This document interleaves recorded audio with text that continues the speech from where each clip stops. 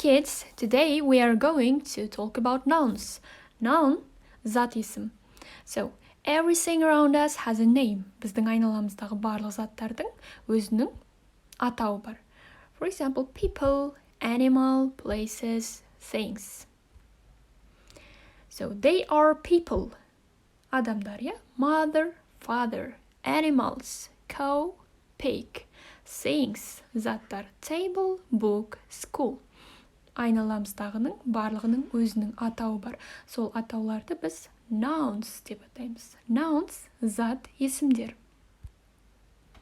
Зат есімдер countable және uncountable саналатын және саналмайтын болып бөлінеді.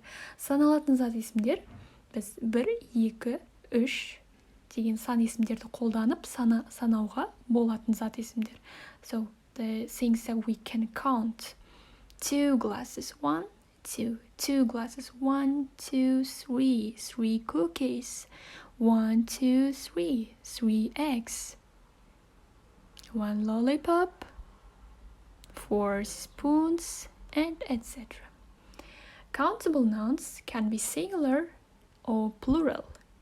Countable nouns саналатын зат есімдер жекеше және көпше болып бөлінеді. Саналатын зат есімдердің жекеше түрінің алдына, яғни бір ғана зат тұрған кезде, бір ғана зат есім болса, біз міндетті түрде және n артиклін қолданамыз. For example, an apple, бір ғана алма тұр. Демек, an apple. A pear, a peach, a strawberry. So, you read them. Өзіміз оқимыз.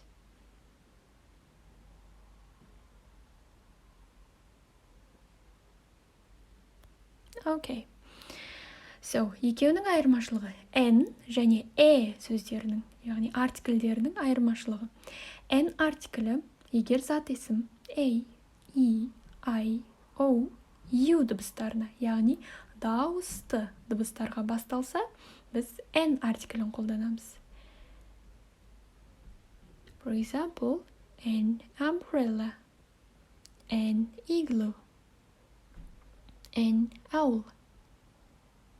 N артиклі зат есім қандай дыбыстарға?